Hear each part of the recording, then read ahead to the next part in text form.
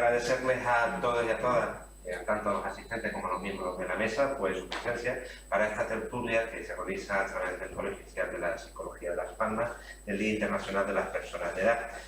Los ponentes, voy a decir rápidamente, a José Regidor, Pablo Monzón, Roque Díaz e Isabel Luján. Todos ya son personas que tienen de un reconocido prestigio y ya con muchos años de experiencia en sus respectivos campos.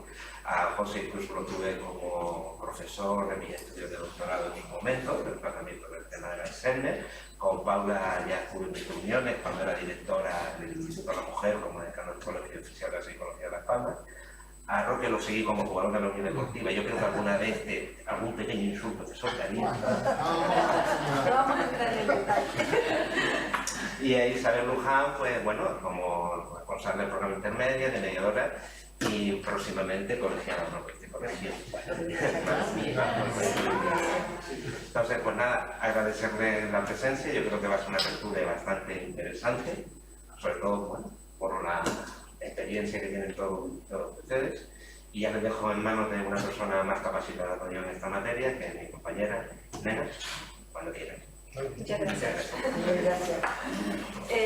Bueno, a mí me gustaría que Carmen, que es una compañera de la comisión del grupo de trabajo de psicogerontología, pues trabajamos juntas en esto, que estuviera presente también en la tertulia, ¿verdad? Bueno, yo, como dice el decano, pues agradecerle su presencia aquí por el día 1, que es el Día Internacional de las Personas con Edad. Quería hacer referencia a que este día se fija el día 14 de octubre de 1990 en la Asamblea General de las Naciones Unidas. Ponen este día 1 de octubre como Día Internacional de las Personas Mayores. En este se señala, que hoy voy teniendo edad y tengo que leer por la caja, se señala un doble objetivo que me parece fundamental y podemos tocar, que es la necesidad de reflexionar sobre el aumento de las personas mayores en nuestro mundo, sobre todo en los países desarrollados, y la necesidad de solidaridad con las personas de edad para mejorar su calidad de vida y poder paliar algunas cosas. Esto es lo que se pretende a través de las Naciones Unidas cuando fundamentó el día 1 de octubre, antes Día de las Personas Mayores y ahora Día de las Personas de Edad, porque celebramos que el Colegio Oficial de la Psicología lo que ha pretendido es hacer una tertulia con personas que siguen en activo a pesar de estar en jubilación. Sin embargo, tenemos una persona en la mesa, como Isabel Luján, que independientemente de la edad, que ya tiene edad de jubilación, pues sigue en activo. Una de las primeras preguntas que yo les quería hacer, bueno, porque ya veo, bueno, según el tono de la tertulia, que no va a ser muchas preguntas, sino que ya los tertulianos ya entramos. Bueno, los quería... ¿Consideran ustedes que estamos pues, acudiendo a alguna nueva percepción de lo que es las personas con edad? ¿Una nueva forma de vida de las personas con edad o las personas de edad? Quiero decir, en la actualidad las personas con edad tienen otra forma de ver pues este periodo de su vida diferente hace algunos años. Yo no lo veo. Yo no lo veo, es decir, que tengan una situación diferente no la veo. Lo que sí veo es que va incrementándose, sobre todo en los países que vamos teniendo más, y esto está documentado, los países que vamos teniendo más personas mayores. El primero es Japón, luego le sigue Corea del Sur y España, no te creas que está relativamente cerca. Empieza a haber una preocupación social porque está habiendo muchos mayores. Vamos a ver, no es por los mayores, sino por lo que significa tener una sociedad con muchos mayores. Como se llama ahora, haciendo la traducción literal del inglés, los adultos mayores. Es como se le llama ahora, los adultos mayores. Esta es la cuestión. Por tanto, existe una preocupación social. Por otro lado, existe la preocupación, que en España la estamos viendo muy claramente, del movimiento de los mayores cuando ven peligrar su subsistencia por las pensiones, por unas pensiones que son de unos niveles, en muchos casos, muy bajos, extremadamente bajos, y con unas subidas pues muy bajas también, ¿no? Por lo tanto, suben más los impuestos que las pensiones, con lo cual ven disminuida su propia... Pero sobre todo lo que yo veo es es decir, como que una vez te has jubilado, pasas a ser una parte que soporta a la sociedad, pero que tú no aportas nada a la sociedad. Es lo que yo siento. Es decir, no se te llama para nada, no se te pide nada. Bueno, tú me has llamado, pero quiero decir que en términos generales, no se considera, no se piensa que el mayor pueda aportar cosas dentro de la sociedad. Aunque hay, por ejemplo, algunas empresas actualmente que están recurriendo al mentor, y eso es muy interesante porque empieza a considerarse que la experiencia no se puede tirar al saco roto, sino que realmente hay que aprovecharlo. Pero ayer salió un artículo en el periódico en el que se decía algo que ustedes los psicólogos lo pueden analizar muy bien, que es que la cantidad de propaganda que se hace en los medios de comunicación en donde se pongan cosas que puedan interesar a los mayores es prácticamente inexistente. Lo cual quiere decir que para las empresas los mayores no existimos. ¿Sí? Y esto es un poco un reflejo de la sociedad, los mayores no existen. No solo no existimos, sino que además es algo que la propia Organización Mundial de la Salud ha denunciado. Existe algo que ya tiene un nombre, en español se le suele hacer el anglicismo de ageísmo, en la traducción sería el edadismo, que es el rechazo a todo lo que signifique mayor. Y entonces empezamos a encontrarnos situaciones tan tremendas como, por ejemplo, en Estados Unidos es una norma que si a un hospital entran dos personas, una mayor y otra joven, y solo se puede intervenir a una, se interviene a la joven, sin duda. Es decir, pero eso está por orden. No es porque, es decir, está explícitamente en el protocolo. Es decir, siempre lo veo. Pero eso no ocurre aquí. Si una persona de 90 años sufre una fractura de cadera, no se le va a poner no se le va a intervenir. Es decir, no se le va a poner. Eso ya existe. Es decir, eso ya existe en ese sentido, ¿no? Entonces, este ageísmo, que es la manera también de decir este edadismo, esta lucha, lo que está reflejando también es que nos estamos encontrando con unas poblaciones cada vez con mayor densidad de población por encima de los 60 años, con menor población por debajo, lo cual es políticamente muy complicada.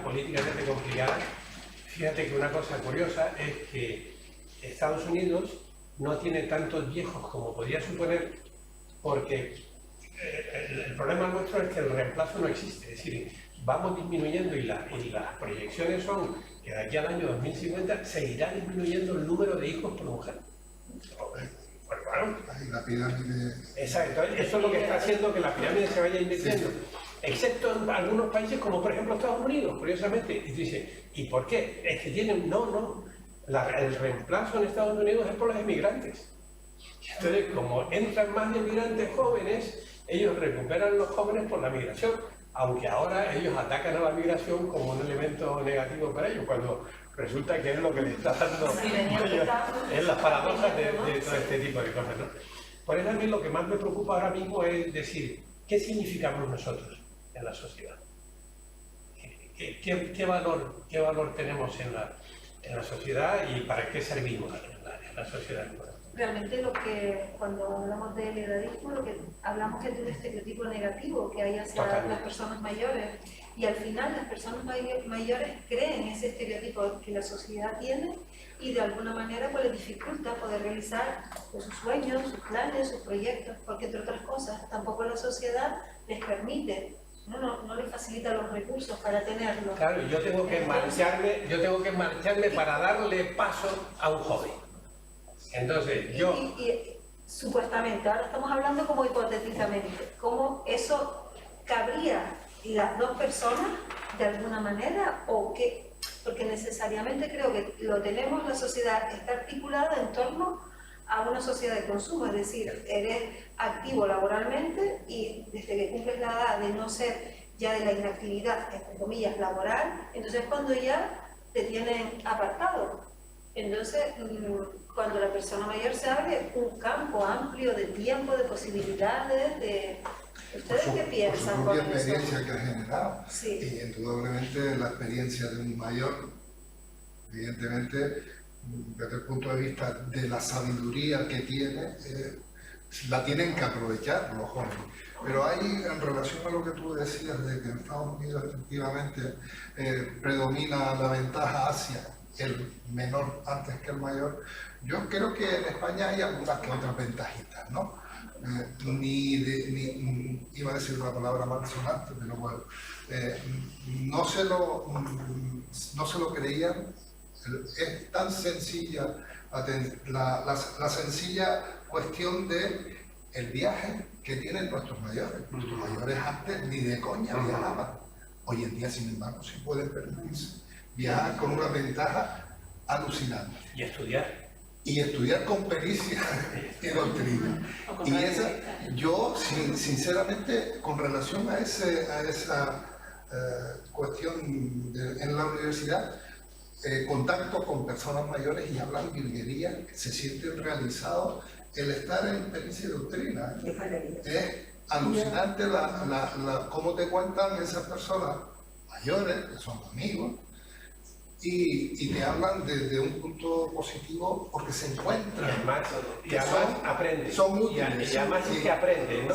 Aprenden por el puro placer de aprender, es decir, desconocer. Y yo tengo una experiencia muy simpática. Yo explicaba temas complicados de biología molecular y de biología celular.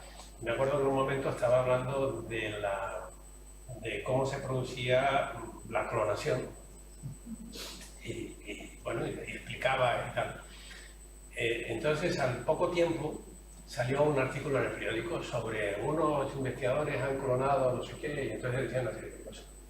Cruzando al día siguiente el Paso de Catoles me encuentro con una alumna y me dijo, ayer salió en el periódico un artículo sobre clonación. Le dije, sí, lo leí. Dice, estaba mal escrito, ¿verdad? Y le digo, sí, estaba mal escrito. Es decir, que aquella persona no solo había atendido, sino que había entendido perfectamente cómo era todo el proceso y sabía que el periodista no lo había entendido y lo había escrito mal. Es decir, que no, prestan atención y sobre todo es por eso, ¿no? Porque lo hacen porque quieren, es decir, sin ninguna obligación. Y conocer es uno de los mayores placeres que podemos tener, ¿no? Es decir, saber las cosas, saber qué pasa, por qué ocurre una cosa. Y todo este tipo de historias es muy... Y ellos lo notan, es decir, tú se lo notas en la cara, ¿no? Yo, por ejemplo, a las personas que van en pericia y doctrina, siempre les cuento un poco cómo ha sido mi transformación con la experiencia de dar clases en pericia y doctrina. Porque yo recuerdo que mis primeras clases era cuando se empezaba a hablar de el término vejez, pero siempre les hablo no en plan peyorativo, sino que se hablaba de la vejez activa. Entonces yo fui allí de pensar en una persona mayor decrépita a una persona mayor activa. Después empecé a darme cuenta de que realmente la idea de actividad era pobre y empecé a ver que era una vejez competente. O sea, ellos se querían sentir competentes y estaban contentos de estar aquí. Pero yo me fui también transformando con ellos. Y ahora me doy cuenta de que hay un paso más. Como siempre les digo, le doy una vueltita más a la tuerca y es una etapa ilusionante. Y creo que ahí es donde está la clave. En pericia y doctrina llegan, estando activos, se van sintiendo competentes y se empiezan a sentir ilusionados. Se ilusionan en compartir experiencias, se ilusionan en ver que hay otros que no tienen vergüenza en preguntar cosas, en que ya no es solo femenino como era al principio, que era de una gran tendencia femenina, sino que ya hay más hombres, hay más mujeres que hombres, pero es que en ya ese sentido las mujeres son más valientes que los hombres. Nosotros somos mucho más, nos da vergüenza y si me preguntan y no sé. Y todas estas cosas. Es decir, la mujer en ese sentido tiene un desparpajo que no tiene el hombre, ¿no? Eso pasa, un ejemplo claro ha sido Radio ECA. Radio ECA empezó Y aquí, en ese momento, yo qué sé, había muchísima gente que no sabía ni leer, ni escribir, ni nada, pero gente, no mujeres. Y entonces yo que estaba ahí, estuve 10 años, eran las alumnas de Radio ECA. Sí. Yo creo que después también yo iba a los estos que eran para después verse con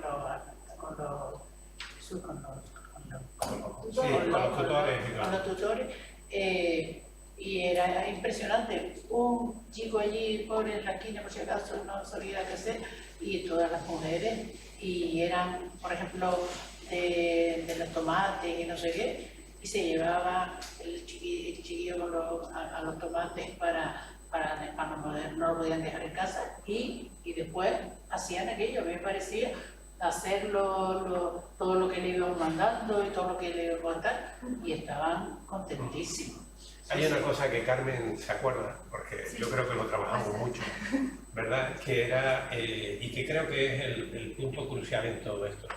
Una de las cosas que más defendimos y seguimos defendiendo de un enfermo, en este caso de un enfermo de Alzheimer o de cualquier otra demencia, es que tú puedas tener una enfermedad, pero tú sigues siendo una persona. Totalmente. Y tú sigues teniendo la dignidad que tiene una persona.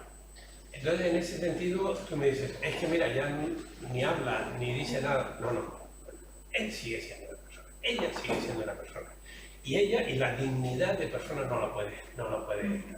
Y hay casos terribles, ¿no? Hay casos en que hay gente magnífica, quiero decir que tienen Alzheimer, pero son benditos de Dios. Hay otros que son fatales, que son terribles. Sí. Exactamente, sí. Todo este tipo de cosas, ¿no? Pero en cualquier caso, el tema de la dignidad de la persona. Yo creo que en este aspecto los mayores o los adultos mayores, de alguna manera dentro de la sociedad hemos creado este estereotipo que tú hablabas, ¿no? El estereotipo del mayor es viejo. Roque lo recordará que cuando está jugando al fútbol y un joven hace mal una jugada, es que le salió mal al chiquillo. Pero si lo hace uno de los viejos, es que ya está viejo. Entonces, esta era la... Hay una... Con 30 años. El deportista de élite, cuando tienes 35, hoy han aumentado más lo que es la edad de poder desarrollarse. Efectivamente, el deportista de élite es viejo a los 35, 37 años. Tiene que empezar otra vez una nueva vida, y si lamentablemente, como se da en algunos casos, no se preparan para lo que le viene, evidentemente lo tiene difícil. Cada vez menos, porque el mundo del deporte de élite es un mundo de locos, muy económico, y es un disparate. Pero lo que sí está claro es que efectivamente nosotros éramos viejos. Yo era viejo a los 31 años. Pero el término vejez me tuve que reciclar y empezar. Pero mira, el término ya vejez, que fue como empezamos nosotros a dar clase, ya ese no se emplea. O sea, ellos no se emplea porque ellos se encuentran con que no solamente es peyorativo, sino que incluso puede ser hasta despectivo para ellos. Y entonces, con una cosa que es curiosa, porque el año pasado, por ejemplo, tuve una alumna sudamericana que decía que para ellos lo más tierno era decir vieja, del viejo. Sí, porque es la expresión de dulzura, del viejito, pero en clase tú no puedes emplear nunca ese término, sino ni siquiera yo empleo el término de los mayores, sino la persona mayor. Sí, ya, igual en ese sentido es el que se refería Nena con el tema del nuevo mayor, el nuevo adulto, cuando quiero decir que hay una nueva sociedad y los adultos mayores somos diferentes, es verdad. Una persona con 50, 60 años de hace 20 años tiene nada que ver con nosotros ahora. Nada, ni nuestros intereses, ni nada. Que a lo mejor nos toca a nosotros demandar todo eso que la sociedad no nos quiere aportar y que necesitamos, porque sí es verdad que nos encontramos un montón de carencias que reclamamos, pero nadie nos oferta. De hecho, la sociedad no... Sí, cositas así, pero de hecho, la sociedad no te lo va a dar. Es decir, toda la... Claro, pero la visión que yo tengo es que todas las conquistas sociales han sido realizadas por la sociedad civil. Es decir, la política no la hace, lo hace la sociedad civil. Y entonces, en estos momentos está habiendo movimientos, se empieza por lo más burdo, por lo más bruto, en el sentido de por lo más, no sé, ahora hay movimientos sociales. movimientos sociales por las pensiones. Es una lucha por las pensiones. Pero es que, mire, es que antes no se movían por nada. Si esta es la situación, ¿no? Entonces, yo creo que puede haber alguna situación en que empieza a haber un movimiento en la gente. Luego, yo creo que todavía estamos en la época en que todavía los mayores llegamos con un cierto grado de salud. Pero yo creo que eso no va a pasar, no va a mejorar, sino que yo creo que va a empeorar. ¿Qué quieres decir tú con Eso de salud? con un grado. Explícate. Vamos a ver. Porque ya ahí te lo lanzo con la pregunta. ¿Tiene que ver como el autocuidado en la edad desde bien joven para uno de tener una situación de dependencia o no? ¿O llegar de una manera más saludable? Absolutamente. Entonces, es decir, entonces ¿por qué comentas que cada vez, porque yo entiendo que cada vez lo que se está asistiendo es que tenemos más hábitos, intentamos inculcar o fomentar hábitos saludables a la sociedad, claro, a la pero en general. a mí me parece muy bien que se intenten inculcar hábitos saludables, pero luego tú haces el estudio epidemiológico y ves lo que pasa. Es decir, ¿cuáles son las grandes epidemias que hay en estos momentos en la sociedad? La primera es la obesidad. Esta es la primera. Y la segunda gran epidemia es el sedentarismo. Y en estos momentos, incluso en la propia, es decir, se ha publicado ahora mismo en Lancet un estudio soportado por la propia Organización Mundial de la Salud, en la que se ha ido demostrando cómo la gente está dejando de hacer actividad física. Cómo la gente está dejando de hacer actividad física. Mira, hay una situación muy curiosa. Fíjate las dos cosas, compara con lo que hacían nuestros abuelos, ¿no? Nuestros abuelos, estoy hablando de mis abuelos. Mis abuelos, en su época, ellos salían a trabajar, salían probablemente caminando, eran gente que trabajaba con unas personas en el campo, o fuera, hacían las cosas trabajando, fumaban, si fumaban poco, porque el cigarrillo se lo iba pagando cada 2 por 3, pues se fumaban poco, bebían poco en comparación con lo que nosotros bebemos. Por lo tanto, hacían ejercicio, todos los días hacían ejercicio, porque en muchos sitios se iba caminando, se tenía que tal, hacían ejercicio y luego eran muy frugales en la comida, a veces por obligación, porque no tenían más que comer. En lo que nosotros estamos ahora analizando, viendo, una de las cosas que había en aquella época es que había poca azúcar. Entonces, ¿qué ocurre? Que en este momento, yo por lo menos lo que yo me acuerdo, Lele, yo no sé arriba en Artenara cómo hacían ustedes, pero yo cuando comía, estábamos en casa de mi abuela, yo comía. Mi abuela me ponía un potaje de berro, me ponía al lado el gofio, me ponía un cacho de queso, normalmente era queso tierno que lo traían de San Mateo y tal. Ah, sí. Bien. Y entonces yo me comía mi potaje de berro, hace mucho tiempo que no como un potaje de berro como aquello, la verdad se ha dicho, porque ahora no sé qué de agua chirri te hacen de... yo me comía aquel potaje de berro, que el plato era grande, yo me lo comía todo, ¿verdad? Y cuando terminaba de comer me echaban 1 o 2 plátanos y a la calle, Ahora no, ahora te echas el potajito, después te metes un bistec con papas, después te metes un queque o un dulce de no sé qué y tal, y te lo largas con 2 o 3 vasos de vino y no sé qué, tal. Desastre. Es decir, una dieta absolutamente hipercalórica. Y lo que tenemos en estos días es que yo ahora, pues claro, con los nietos, pues como tú comprenderás, vas como un sabueso mirando a ver qué tiene cada cosa que se comen los chiquillos, ¿no? Es decir, la dominación del azúcar en estos momentos en la bolsa, en las mesas, vamos, en lo que tú compras, es brutal. Y el problema del azúcar, es la sacarosa, el problema del azúcar se llama fructosa. Y la fructosa se transforma toda, la sacarosa se transforma en glucosa y fructosa. La glucosa no me preocupa, pero la fructosa sí, porque la fructosa se transforma toda en grasas. Pero además en una parte de ella en grasas que van a actuar directamente sobre la placa arteriosclerótica. A contribuir a la formación de la placa arteriosclerótica. Pero es que ahora tenemos azúcar en los sitios más insospechados. pero en los sitios más insospechados. Si yo cómo puedo imaginarme que si me tomo un refresco me estoy tomando 30 o 40 gramos de azúcar. 40 gramos de azúcar. ¿Pero esto qué es? Es decir, esta es una... Y luego, hace muy poquito, en el New York Times, me llamó mucho la atención porque era en el New York Times, 3 catedráticos de pediatría norteamericanos, uno de Harvard, otro de tal, es decir, de 3 grandes universidades, tenían un artículo que decía, en serio, es decir, el título es curioso, el título decía, en serio, los zumos no son sanos.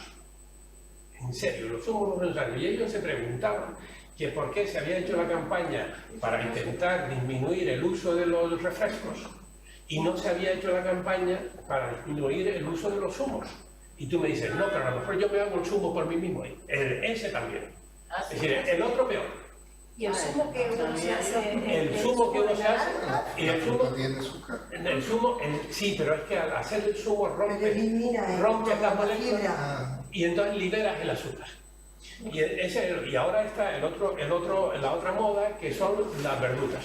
Entonces, tú ahora haces unos batidos, los llamamos los squash, los smoothies de verduras y no sé qué y tal y cual. Y entonces, claro, eso estás liberando todo el ácido oxálico, dependiendo del tipo. Si pones espinacas, bueno, si tienes algo en el riñón que hace polvo, también liberas el azúcar de las esas, etcétera, etcétera. ¿Y qué hacemos entonces? Comer como antes. Creo que comer como antes. Es decir, comer como antes. Sí, es decir, mira, yo estuve revisando porque también lo leía. Es que tengo que preparar una ponencia para esto, por eso me cogiste gratis. Él está poniendo su trabajo. ¿Ustedes me pueden decir ahora qué alimento es el que produce más alergia? La leche, la harina. La leche. Las frutas y las verduras. Sí. Las frutas y las verduras.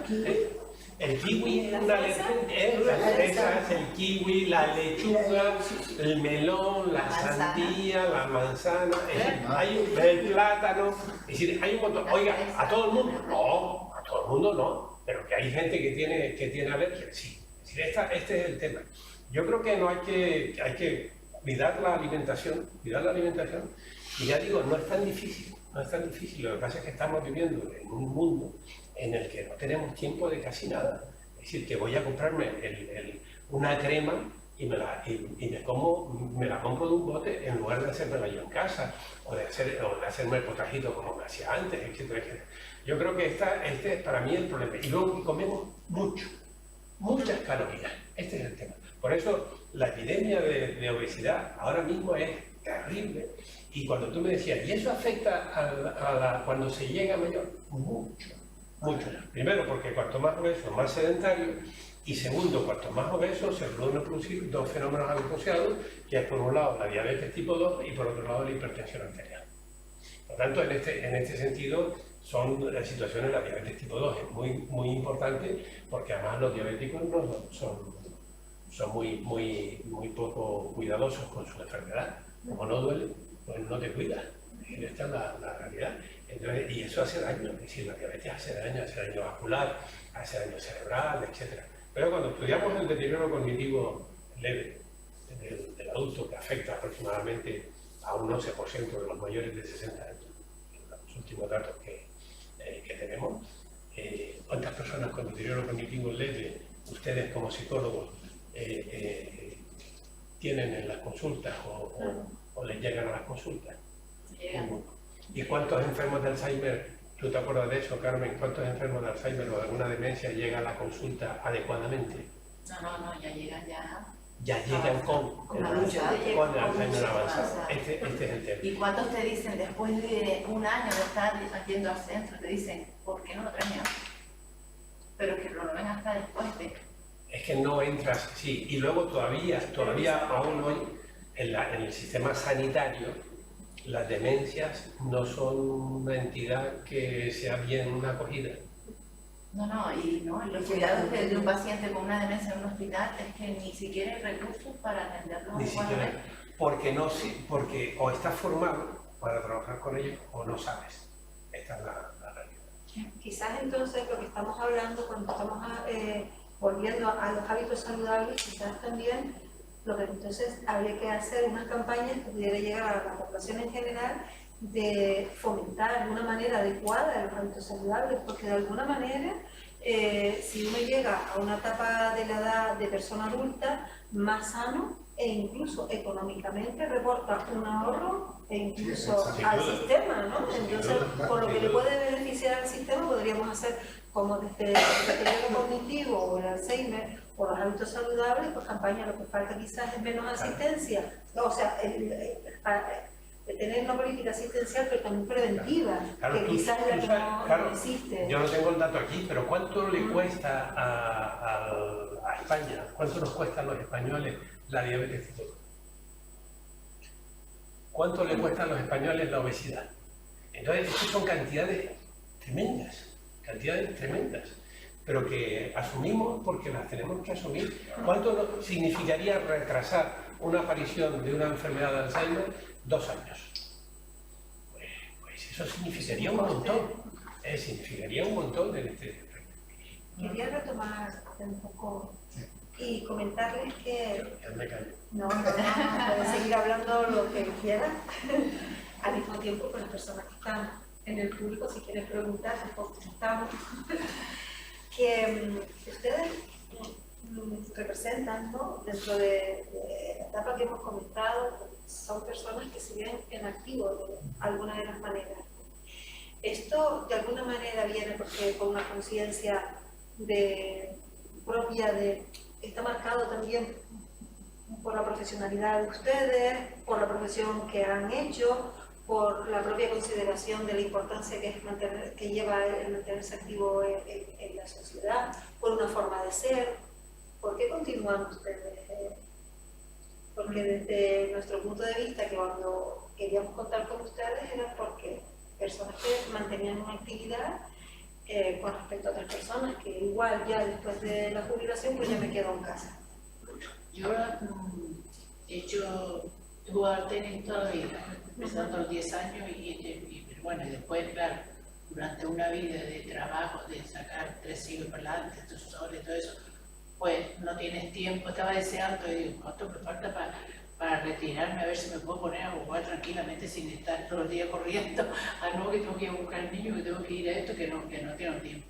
Pero desde el momento que me retiré, o me retiraron, pues ya yo me hice un esquema, digo, por la mañana lo primero que hago, me levanto, el agua, es la historia del agua y tal, y después me voy... Lo del agua por la mañana. Eso también es otra cosa, porque digo, yo voy a ahogar, a ver si hay algo en contra para no ahogarme. No. En contra del agua no hay nada. Pues entonces, siempre que no sea destilada, porque ahora no sé por qué motivo se está poniendo de moda un agua destilada. Y eso es tóxico. Claro, a nivel renal te provoca una ósmosis inversa, es decir, te sacan los electrolitos de la sangre, claro. Cuando sacábamos el agua de la mina... eso, la tira todo. No, pero la de la pila era otra cosa, hermano. Sí, cuando yo ponía, cuando nosotros teníamos la destiladera. Una cosa es filtrada y otra cosa es destilada. Claro, destilada es llevarla a ebullición para que el vapor de agua después lo vuelvas a condensar y tal y cual. No, pero esa es otra historia. Vamos a ver, nosotros tenemos... hay una cuestión subliminal... Está poniendo agua para que...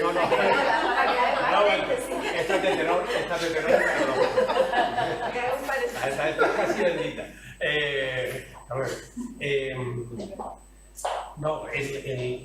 Hay una cuestión psicológica, es decir, la psicología tiene que decir mucho, la psicología social y lo que pasa.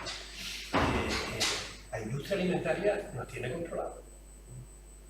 Nos tiene controlado absolutamente. A mí me da igual que ahora salga una empresa de botas y me diga que yo tengo que usar las playeras no sé qué. ¿De acuerdo? Bien. Como Cristiano Ronaldo lleva no sé qué, mi nieto lleva una parecida.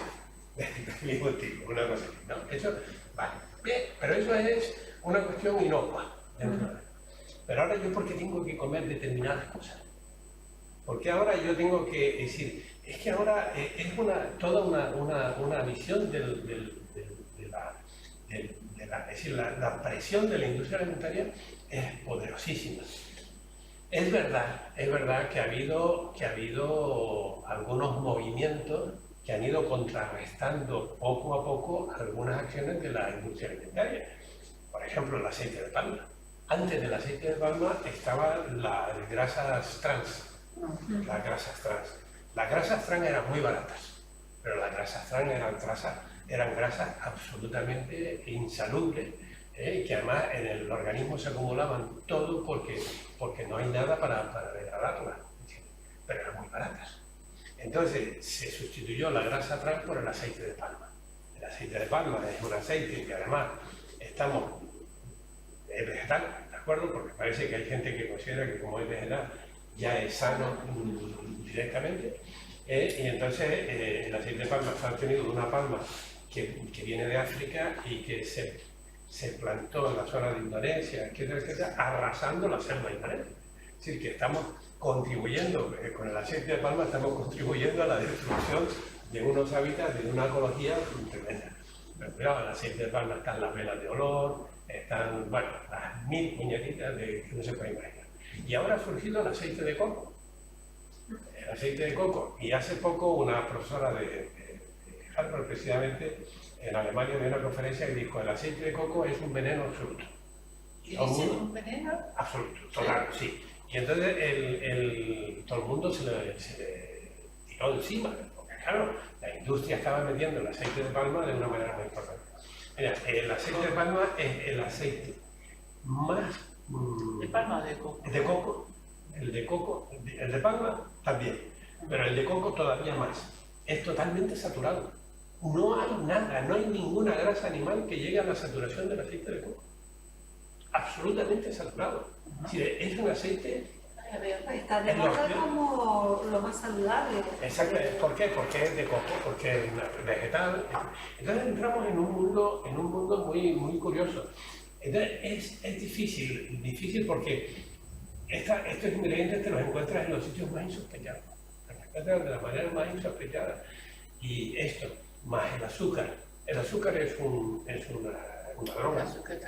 Es una droga. Y hay estudios en donde ratas que han sido unas tratadas con cocaína y con azúcar, cuando se les depriva y se les vuelve a poner cocaína y azúcar, ¿sabes a dónde van primero? Al azúcar. Es decir, lo que tienen que rápidamente, es decir, antes que la cocaína, van al azúcar. Es decir, la dependencia que se establece por el azúcar es brutal. Eso está usado muy claramente, es decir, las cosas llevan... ¿Por qué lleva azúcar esto? No lo entienden, ¿no? ¿Por qué lleva azúcar esto? Para que lo compres, para que tú tengas que ir a... Y esa es una de las grandes causas de la obesidad, es la cantidad de azúcar. De todas maneras, yo quisiera saber el plan del día de ¿sabes? Paula, perdón. Para copiarte. Claro, ya no me queda mucho, me queda un poquito. Yo estoy en Santa Brígida y si puedo, no lo hago todo en Santa Brígida, que es un pueblo. Entonces, tengo el centro deportivo y tal, y voy lunes, miércoles y viernes a hacer pilates. Después, martes y jueves, voy a un club que está por ahí también, yo todo a 5 minutos o 10 minutos. A jugar al tenis, a hacer entrenamiento. Después el lunes por la tarde tengo, y todo eso son grupos que me van a dislocar porque cada uno monta un grupo, del chat, y entonces ya es para volvernos locos, hablando de aquí y de allí. Y bueno, entonces los lunes por la tarde voy a yoga. Hoy, por cierto, no fui porque vine aquí. Y con eso ya sé que porque es que yo, con todo lo que estamos leyendo y sabiendo que podemos llegar tranquilamente a 90 años, a 100 o a lo que sea, la cuestión no es hasta dónde vamos a llegar, que no lo vamos a saber, sino cómo vamos a llegar. Y entonces, pues, la gente que está, si tú te sales del trabajo y de toda esa historia y te tiras 30 años sin hacer nada, sin hacer ejercicio ni nada, pues tiene que llegar hecho una porquería. Entonces, pues eso me parece, lo hago así. Y me da muy buena... Retomando la pregunta que hacía, ¿qué es lo que le puede dar después de ¿Por qué? Yo al menos lo tengo muy claro de un compromiso social, entiendo que casi todo. Pero indudablemente yo he tenido la suerte de practicar deporte, llegar al deporte de élite y, como bien decían, los 31 años ya era un mayor. Vinillo. Tuve la suerte de estudiar en la universidad y abrir mi despacho profesional y dedicarme al asesoramiento de empresas. Pero indudablemente el haber estado como deportista de élite, yo desde el punto de vista quiero también agradecer a la sociedad lo que nos dio en aquel momento. A nosotros éramos privilegiados, nos querían la gente y sí, nos sigue queriendo a cualquier sitio que vayamos. El aprecio de la gente pues, y el cariño se nota, pero ese es el lema que nosotros como asociación de jugadores de voleibol deportiva tenemos ahora. La sociedad nos dio, ahora nosotros tenemos que darle a la sociedad. ¿Cómo le damos a la sociedad? Nosotros tenemos proyectos en los que ya hemos terminado uno con el convenio con el Cabildo, en el que hemos recorrido los 20, son 21, pero solamente a 20 municipios de Gran Canaria, contactando con una serie de colectivos, deportistas, padres, aficionados, directivos, entendiendo que el deporte, sobre todo el deporte competitivo, es en algunos momentos muy desagradable. Las agresiones son constantes y los valores que representan al deporte se han roto y se rompe cada momento por ese afán competitivo de ganar. Y no es ganar por ganar. Tú cuando dices nosotros hemos ido a dar, ¿qué es una organización? Una asociación de jugadores de voleibol deportivo que, conveniado con el Cabildo, hemos ido a los distintos municipios, incluso a Santa Brígida, y ahí estuvieron muchos jóvenes deportistas y donde le planteamos que ganar por ganar no es, sino es ganar como se debe ganar, con deportividad, con una serie de valores. Y después mantenemos otra cuestión que es un proyecto ilusionante, que es el que les hablé antes ahí, que se llama Reminiscencia, que es a través de una investigación de... ahora no tengo la información correcta, pero es a través de un museo de fútbol en Escocia, donde va a visitar una persona con problemas cognitivos y resulta que esa persona no hablaba según el que controlaba a esos enfermos desde hacía por lo menos 5 años. En ese museo hay una fotografía donde está la selección y el buen hombre hace así, ahí estuve yo. Con relación a lo que es, ustedes son profesionales de la psicología, por lo tanto, más que ellos saben, pero yo lo estoy empezando ahora a experimentar y realmente se ven cosas muy curiosas, curiosísimas. Vi una persona que estaba así, todo el día nosotros estamos, eso sí, ustedes son especialistas, este proyecto no permite más de 12 personas porque si hay mucho y realmente es muy, muy curioso. Se llama Reminiscencia, pero es, como dice aquí, es el proyecto de la excusa a través del deporte, del fútbol en este caso, hablar de la vida.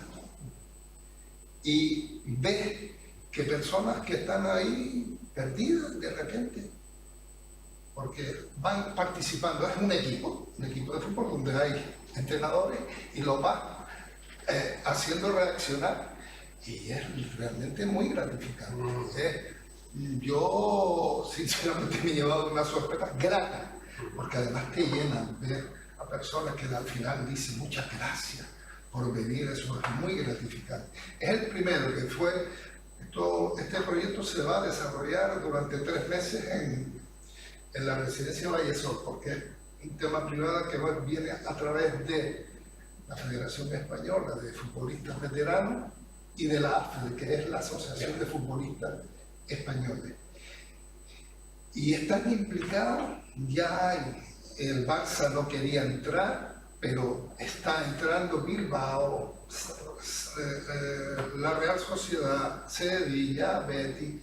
Es alucinante porque le están viendo que realmente es una manera de llegar a los mayores, sobre todo a las personas con deficiencia cognitiva, no sé si es correcta esa definición, deficiencia o deterioro cognitivo, porque si hay que mirar esas expresiones, yo tenía que tener mucho cuidado con el tema de deficiente mental, deficiente, oiga, no es deficiente, es discapacitado tampoco, entonces ¿cómo le digo? Digo, bueno, pues ya me quedo pendiente, porque son situaciones que efectivamente el mismo lo está dando y el grupo que se siente molesto por esa definición no adecuada, pero sinceramente yo después de haberme retirado practico mucho deporte, hago uso de las bellezas y de las maravillosas playas que tenemos y Se nos da las canteras de Palante. sí, cantera, bicicleta, avenida marítima y confital, esa es, pero con la implicación de compromiso hacia la sociedad, sobre todo hacia mayores, va implicado nuestro tema, ¿no? Yo tengo, aparte de la parte deportiva, porque hay una cuestión importante. Normalmente cuando estamos trabajando en la posibilidad de hacer deporte, disfrutando de, es decir, siendo consciente de, es decir, que cuando estás haciendo algo y estás respirando, lo estás haciendo en paz. Estás haciendo las respiraciones en paz, no competición. No hay competición, no tienes prisa, no es el rato que tienes libre y tienes que hacer, sales corriendo, etc. Esa es la primera cuestión. Eso sí, de las cosas. Yo hay cosas que explicaba en clase y que después he tenido que hacer, porque he dicho, ya que la explico, debo hacerlo, ¿no? La primera que explicaba, y un día digo, yo no puedo estar explicando lo que les pasa a las células ciliares del epitelio olfativo con el tabaco y yo fumando. Y entonces llegó un momento que y dejé de fumar. Y el otro era, tengo que hacer el deporte de manera arreglada. Y como cada vez hay más documentación, porque cada vez hay más estudios más serios que indican que uno de los elementos fundamentales, primero para que no exista la pérdida muscular, la sarcopenia, la única cosa que la recupera es la actividad, el ejercicio físico. Y lo segundo es que una de las mejores cosas que recupera el deterioro cognitivo es la actividad física. Esto es curioso. Llama la actividad física mezclada, es decir, la aerobia y la anaerobia. Es decir, la aerobia, correr, caminar, bicicleta, tal igual, y la anaerobia, es decir, la muscular, la de trabajar pesas, trabajar tal. Es decir, esta mezcla es la mezcla ideal. Y entonces esto nos vamos 3 días a la semana también, lunes, miércoles y viernes nos vamos a trabajar. Ahí me encuentro alguna vez a tu marido. No, pero no estaba haciendo gimnasio. No, para que no te asustes. Y vamos a decir, esa es la primera cuestión. La segunda cuestión es que, por lo menos a mí me ha tocado ser cuidador en los dos extremos de la vida. Ser cuidador de nietos, normal, pero ser cuidador de padres es infrecuente, ¿no? Entonces yo tengo unos padres que tienen 99 y 98, pues claro, pues entonces tiene uno que estar también con ellos. Son lo que se llaman la etapa bisagra, que están despidiendo a los padres que envejecen y dándole entusiasmo a los niños que crecen. Entonces esta situación se llama, se usa mucho el término bisagra, porque están ahí, que en tu edad se ve como una suerte tener a los padres mayores, pero a los 40 años esta situación se vive de una forma muy angustiosa. ¿Por qué? Porque están en plena etapa profesional y se ven que tienen que atender a los padres que envejecen y a los hijos que crecen. Y su vida profesional está ahí pues, muy en juego. Entonces tienen que renunciar a mucho y en lugar de verlo como positivo, les puede llegar incluso hasta molestar. ¿Saben? O sea, no porque no los quieran, pero sí les pueden llegar a molestar porque les interfiere en su desarrollo profesional. Pero a mí la parte de que tú dices, puedes hacer algo estando jubilado, hombre, depende, como decía Roque, del compromiso social que tú hayas tenido. Yo lo he tenido pues, toda la vida y ese compromiso se ha cerrado, fundamentalmente se ha centrado en Alzheimer. Es decir, yo fui de los que fundamos la Asociación de Alzheimer, empezamos a trabajar ahí, desde el primer momento hemos ido desarrollando, le hemos dado la orientación que hemos pensado, el trabajar con los profesionales, cómo se orientaban los profesionales y tal. Miro para Carmen, porque Carmen pertenece a aquella época también, sí. Y convivimos en ese tema, es decir, cómo se trabajaba con ellos, etcétera, etcétera. Y la lucha es una lucha complicada. Ahora mismo, pues te sientes satisfecho de ver cómo estamos haciendo, cómo se están haciendo las cosas, ir a un centro de día como tenemos ahora con 110 enfermos, que sin embargo, en 4 plantas divididos en 4 grupos, cada uno. Con 25. Empezamos con 25. Sí, pero y eso, a ti también te hago la pregunta, Tomás. Cuando hablan ustedes y fuimos y vinimos y decimos, ¿quiénes son? La asociación, los miembros de la asociación. Ahora mismo, Porque hay una asociación o muchas asociaciones. Sí, no. Bueno, hay una aquí que es la Asociación de Alzheimer Canarias. Luego en Ingenio me parece que hay... sí, en AFDA, bien. Pero la nuestra es la que reúne más gente. Nosotros ahora mismo tenemos 3.400 socios. Eso. 3.400 socios. No, y los pioneros aquí.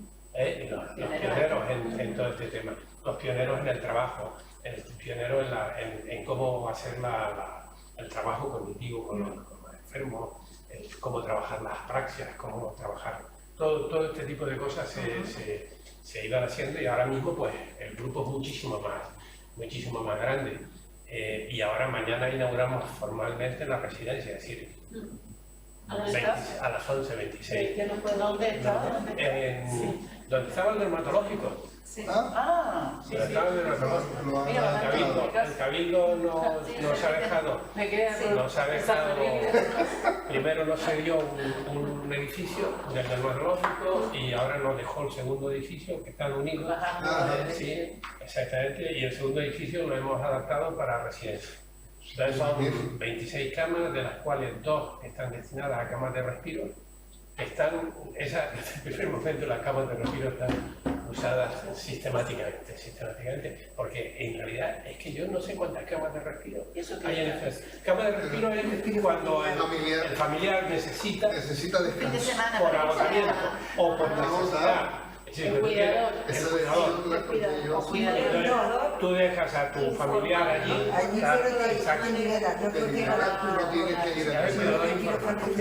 Aquí tenemos por presentarla, porque como la única que casi se podían sentar aquí con nosotros, ¿no? Ella es Victoria y es una alumna que yo le di clase el año pasado del ciclo medio ya se me fue, el ciclo medio de atención a situaciones de dependencia, el ciclo formativo de atención a personas en situación de dependencia, se llama así.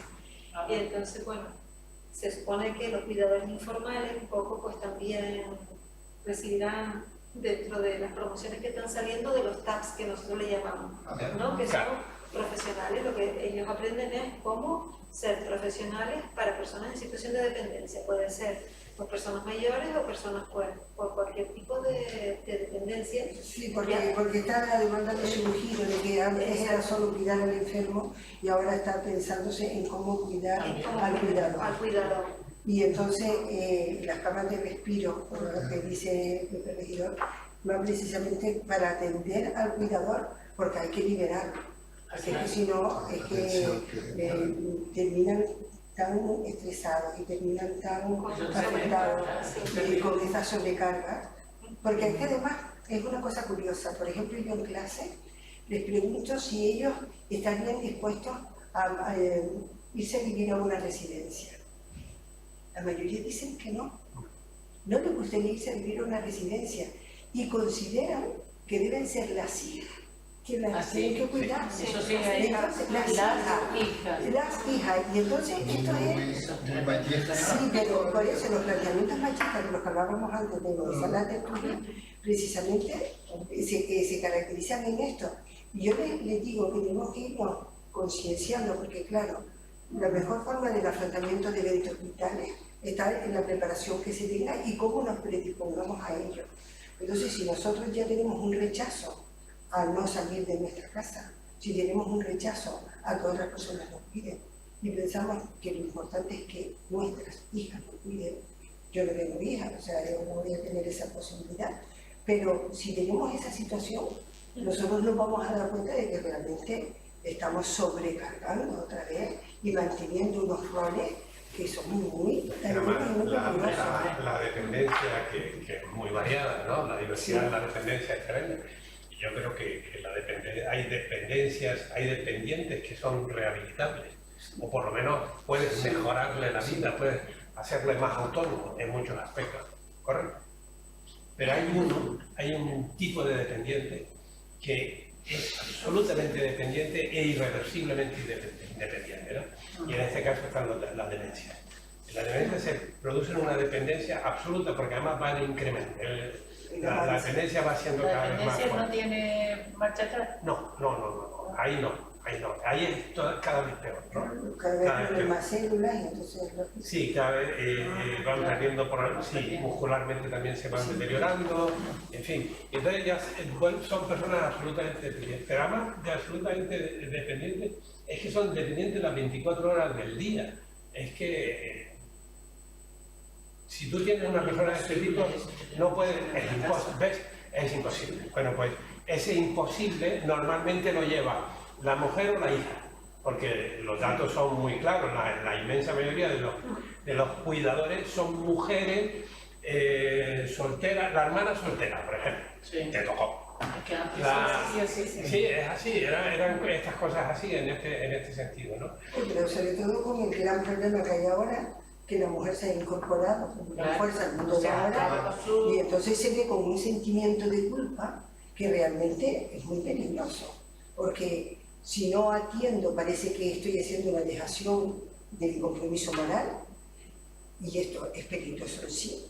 Y si atiendo, pierdo de mi vida, pierdo de mi familia, pierdo de mis hijos, y entonces, claro, se encuentran ahí con una situación de verdad muy complicada para estar. Pero ahí es la injusticia del tema. La injusticia de la situación en estos casos, que es lo que le pasa a muchos mayores que tienen situaciones de dependencia, es la injusticia de que por qué en determinadas circunstancias tú tienes una atención, si te pueden dar una atención profesional, es decir, tú lo dijiste antes, es un cuidador informal. No, tú dispones de cuidadores formales cuando tienes determinados cuadros, y cuando tienes este cuadro, tú no tienes cuidadores formales. Esta es la situación. Y a mí me parece que ese es uno de los grandes problemas que existen. Yo siempre he entendido de una manera, yo siempre me he dedicado a la universidad y por eso soy utópico y vivo en otro mundo y tal y cual, ¿no? Pero yo siempre me he planteado que, teniendo en cuenta que era evidente que íbamos a tener cada vez más mayores, que la salud de los mayores no estaba bien cuidada, es que vamos a tener problemas, que había un sector profesional, que era precisamente el sector, que a lo mejor sería el caso tuyo, no sé si tú tienes interés en los mayores o no, pero seguro que habría gente que tendría de tu mismo perfil y que tendría interés en los mayores, pero profesionales. Hay una cosa que cuando no teníamos estudios, un bien amañado era suficiente. Pero a mí que no me venga un bien amañado a hacer una reparación en el televisor. ¿Entiendes? Es decir, a mí me viene uno que sepa. A mí me viene uno que haya estudiado y que sepa. ¿Y por qué no con las personas? Tener profesionales. Y sin embargo, no se ha explotado esa idea, no se ha trabajado, no se ha estimulado el que exista ese proyecto. Entonces, tenemos que ser los familiares los que tenemos que estar en esa situación. Y entonces te encuentras con los casos trágicos, es decir, el señor lo llevaron al hospital porque tiene un cuadro agudo de no sé qué, cuando le reparan el cuadro agudo, nadie lo va a buscar, porque están desesperados. El sistema no te lo permite, desde el punto de vista que nos estamos moviendo. Vuelvo a insistir en el factor económico. El sistema no le interesa tener a los mayores en centros especializados y que se lo atienda con garantía. Una prueba evidente es lo que acabas de decir: el mayor que necesita una atención, y si es en verano, más todavía. Dejan a un viejito, en el buen sentido de la palabra, en urgencia, y adiós. Cuando vengan de vacaciones, son situaciones Mira, fuertes, ¿no? Yo recuerdo un día de estar con un chico al que le dirigía la tesis, después de abandonó la tesis, y hoy me dijo: ay, ¿sabes qué mal me siento? Hoy le pegué un empujón a mi madre. A mí aquello me impactó tanto. Yo le dije, pero, ¿y qué es lo que te ha pasado? Dice, mira, mi hija tenía que ir a comprar el traje de la orla. No entiende que yo soy hijo único y que tengo que ir a cuidar a mi madre. Mi mujer me estaba presionando desde hacía varios días que teníamos que ir a comprar el traje de la orla.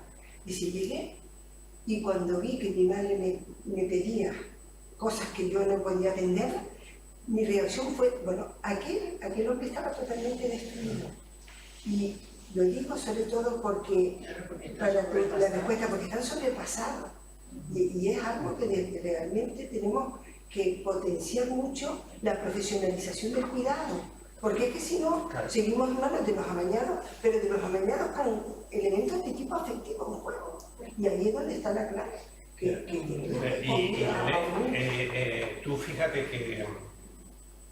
que no hemos echado cuentas. ¿Cuánto cuesta esos familiares quemados en los cuidados? ¿Cuánto cuesta? ¿Cuánto le cuesta al Estado en fármacos, en antidepresivos, en consultas, en ir y venir, en bajas médicas? Es decir, ¿cuánto cuesta eso?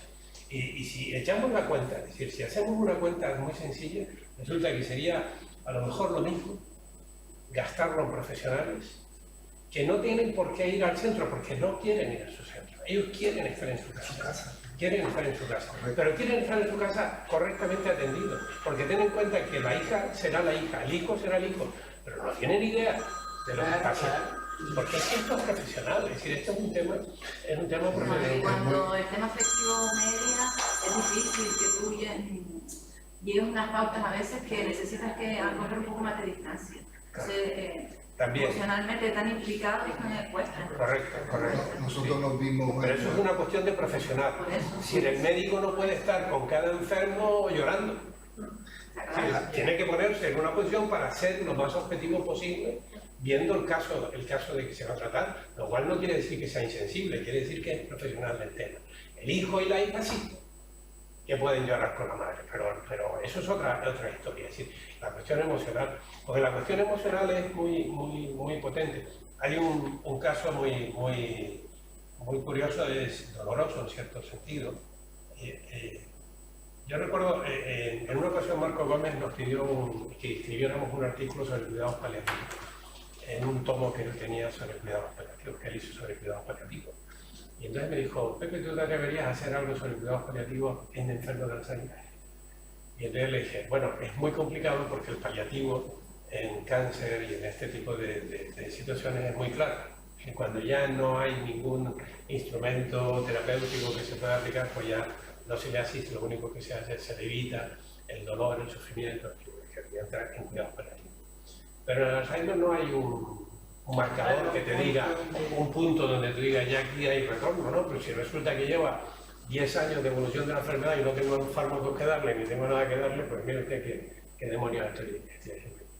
Y entonces empezamos a trabajar el tema, con Amelia precisamente, y publicamos el trabajo. Entonces, ¿qué ocurrió? Que uno de los cuadros que vimos, uno de los temas que vimos, y que después seguí profundizando en él y era universal, era el caso de una señora con Alzheimer, mayor, encamada, ya definitivamente encamada. Las hijas, por lo menos una de las hijas era una auxiliar de clínica, y ella se quejaba de que su madre tenía un quejido. Y entonces el neurólogo le decía, bueno, eso es parte de la enfermedad, eso es cosa de la enfermedad. Entonces, como una de aquellas hijas tenía relación con cuidados paliativos, alguien de cuidados paliativos le dijo, ¿tú has probado darle un analgésico? Y entonces le dieron un analgésico, y cuando le dieron el analgésico, la mujer dejó de decir ay. Ah, mira. No lo diría la casa. Entonces ¿cuál es el tema? El tema era que aquella mujer tenía dolor, pero nadie le prestaba atención que tenía dolor. Pero esto digo que es un tema global porque hay un estudio realizado en Canadá en donde 2 enfermos, uno con Alzheimer y otro sin Alzheimer, que ingresan en el hospital por el mismo cuadro, que sería en este caso una fractura de cadera, habían 2 cuestiones. Uno, la mortalidad de los enfermos de Alzheimer era mayor, y 2, el uso de analgésicos en el enfermo de Alzheimer era menor. Y estamos hablando de un hospital en Canadá que se supone que... ¿Por qué? Porque simplemente no se queja, ¿no? La afasia le impide decir que le duele. Este es el tema. Por eso es tan importante el profesional, por eso es tan importante el que sepa qué es lo que le pasa, por qué le pasa, es decir, qué es lo que tiene, ¿no? Y esto es una de las cosas que nosotros cuidamos mucho en el tema. Precisamente en el centro, en el primero nosotros tuvimos, nos llegó una señora con el cabestrillo y el hijo venía polvo porque la señora se había ido en su casa, se había fracturado y como estaba continuamente caminando, nadie se dio cuenta, ella no se quejaba, seguía caminando y no se quejaba y estuvo hasta el día siguiente, que era una señora amarilla, digo, algo le pasa. Sí. Y le digo al médico que tenía una fractura. Una fractura. Y el hijo venía. Con Alzheimer. Sí. La señora no hablaba, entonces el hijo venía, pero desesperado. Sí. Mira lo que la tuve todo un día. Pero estas cosas tan simples, yo recuerdo de un caso de una señora que me decía, no, pero es que sí, yo quiero sacar a mi madre, pero no quiere, ella no quiere. Y de estas cosas que se te ocurren decirle, ¿y qué pasa? Le ponen los zapatos nuevos, ¿no? Y me dice la muchacha, sí. Digo, ¿y por qué no le ponen los viejos? Porque seguro que los nuevos le están haciendo daño. Y entonces ella, la única manera que tiene de decirte que no quiere salir, es decir, que si le ponen los nuevos le duele y la mujer no quiere porque le duele. Pero eso te lo tienes que averiguar, ¿no? O una que decía que el padre le pegaba cuando... Y digo, ¿cuándo te pega? Dice, después de desayunar. Y digo, ¿y por qué? Dice, claro, es que después de desayunar él quiere asomarse al balcón y yo no lo dejo porque tengo miedo de que se pueda caer. Y entonces yo le digo, bueno, pues ponle una barrita más al balcón, ponle lo que sea, pero deja al pobre hombre que vaya al balcón a asomarse. Y entonces, como no puedes discutir contigo, te pega. Porque es una reacción básica, una reacción como un niño en ese sentido. Son primarias, son reacciones primarias. El tema de los cuidadores cuando van a bañar a los enfermos, que se quejan, es que pegan mucho y te manotean y no quieren. Y vamos a ver, ¿de cuándo a dónde un extraño ha puesto desnuda a una señora o una mujer? Coño, ten cuidado, el pudor lo siguen teniendo, el pudor lo siguen teniendo. Está bien. Tú estás, perdona, tú estás en que... ¿Dónde estudiando? ¿Dónde? Antonio Gallardo, la Isleta. ¿Eh? Antonio Gallardo, la Isleta. Buen sitio ese, la Isleta. Yo de Faltaría más. Todavía le pilla lejos, ¿no? Somos de Santo Domingo, y entonces pues en caravana y todo esto. Sí, sobre todo la zona ¿Dónde es que en yo salir. di clase en el Ponigalleta? Ah, Bueno, llevo 2 años. Y desde el punto de vista de investigación, ¿tú ves una opción farmacológica a largo tiempo? y la otra No, pregunta ha habido muchos intentos de acción farmacológica, han fracasado todos, Hay unos fármacos que son los que ya tú conocías, el Reminib, el tal, que son, bueno, ayudan algo un poquito, ¿no? Pero no hay nada que cure. Yo en mi opinión, lo que va a pasar es, vamos a ver, piensa que la mayoría de los grandes síndromes, las grandes enfermedades no tienen cura, salvo una parte importante de las enfermedades infecciosas, pues sí, pero la diabetes no se cura, y mira que llevamos años investigando sobre la diabetes, la hipertensión no se cura, y ahí hay un montón de cosas. Pero lo que ocurre es que, sin embargo, la calidad de vida del enfermo es completamente distinta. Si un diabético tratado, bien cuidado, que él se cuide también, etcétera, etcétera, tiene una calidad de vida y una esperanza de vida completamente distinta a un diabético no tratado. Esto está claro, ¿no? Yo lo que pienso es que con las demencias y sobre todo con el Alzheimer puede ocurrir alguna cosa de este tipo. Que si se puedan coger más o menos pronto, se puedan intentar jugar con el tema de alargar. Y entonces yo digo, si alargamos 3 años la aparición de un cuadro, pues mira, son 3 años más. Y así sería un poco el tema. Claro, el problema es el diagnóstico.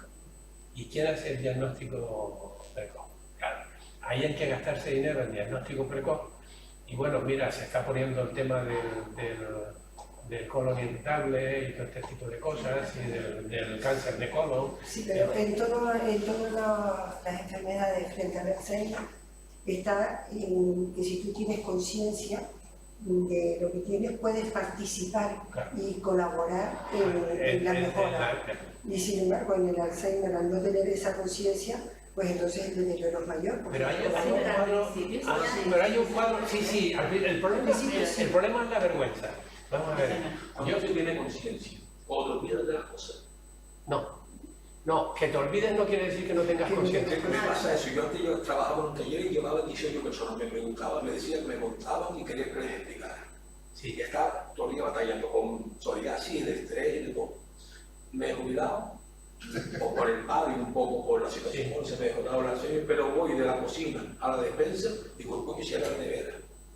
Y se me van las cosas de aquí, se me olvida. De los nombres soy banales. Nosotros, por ejemplo, trabajamos mucho cosas de mindfulness, en el sentido de ir tomando conciencia plena del aquí y el ahora, porque es que el problema es que estamos haciendo cosas y no tomamos conciencia de lo que estamos haciendo ahora, sino haciendo esto pero pensando en otra cosa y pensando en otro, y entonces eso nos genera una dispersión tremenda y tiene gran dificultad. Que antes tenía esa capacidad, de uno me preguntaba, estaba hablando con él, sí, podía... Y lo otro que yo te recomendaría sería marcarte con alguien, sí, que sepa, que para eso también hay profesionales, marcarte una actividad física progresiva. Venía aquí a comprar una bicicleta.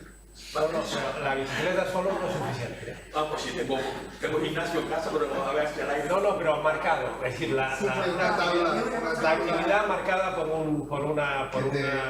alguien que esté licenciado en educación física, que trabaje en estos temas y que sepa muy bien y que te marque.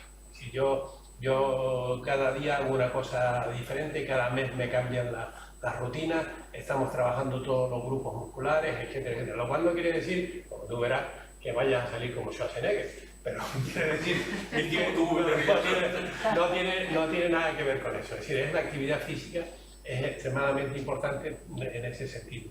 De lo más importante lo que dice Lelé también, ¿no? Es decir, Isabel, yo creo que en este sentido el problema de todas estas enfermedades es que ni siquiera, es decir, la presión asistencial es tan fuerte que los que están en la primera línea sanitaria no tienen tiempo de estar. Sí, yo hay una pregunta que me hago, vamos a ver, ¿tú cuántos enfermos tienes en tu consulta que tienen más de 60 años? Y me pueden decir, que digo yo, por ejemplo, 20. Digo, ¿y cuántos de ellos tienen deterioro cognitivo? Digo, no tengo ni idea porque no vienen. O si vienen por otra cosa. Pero yo a ninguno de ellos les he hecho un análisis de ese tipo. E incluso hay un problema importantísimo, tú lo has dicho ahora, pero no suele ser. Hay cuadros más complicados, ¿no? Hay cuadros complicados.